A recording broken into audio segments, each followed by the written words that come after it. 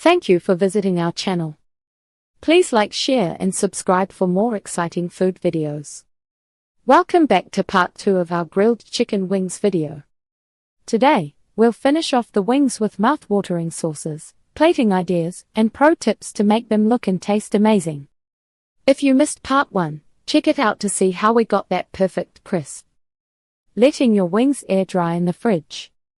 After you've applied your dry rub and baking powder, don't rush straight to the grill. If you have the time, place your wings on a wire rack set over a baking sheet and put them in the refrigerator. Leaving them uncovered for at least an hour, or even overnight, allows the cold air to circulate around the meat.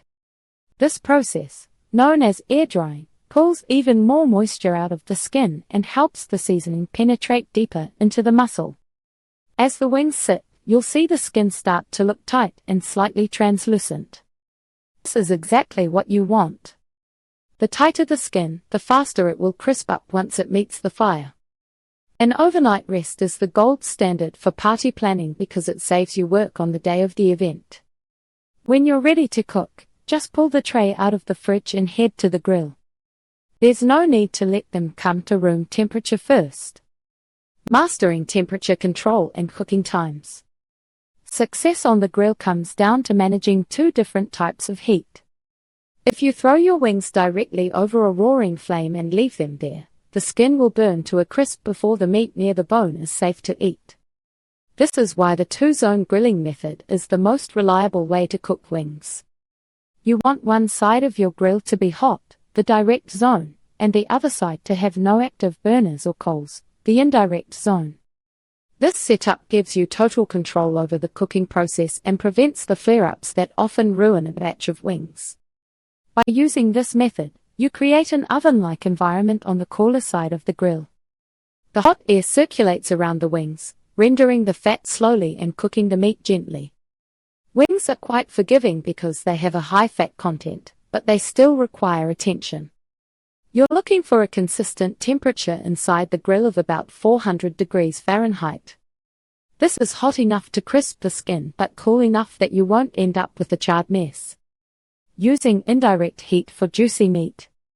Start your wings on the indirect side of the grill. Close the lid and let them roast for about 25 to 30 minutes. Since they aren't directly over the fire, you don't have to worry about them burning, but you should still flip them halfway through to ensure even browning. Cooking wings to the standard 165 degrees Fahrenheit is safe, but many enthusiasts prefer taking them up to 175 or even 185 degrees. Because wings have plenty of connective tissue, the meat actually becomes more tender and fall off the bone at these higher temperatures. Using a meat thermometer is the best way to be sure they're done. Insert the probe into the thickest part of the wing, making sure you don't hit the bone. Bones can give a false high reading. Once the wings reach your target temperature, they are technically ready to eat, but they might look a little pale. This is where the final transition comes in to provide that classic grilled look and flavor. Thank you for watching. Please remember to like, share and subscribe.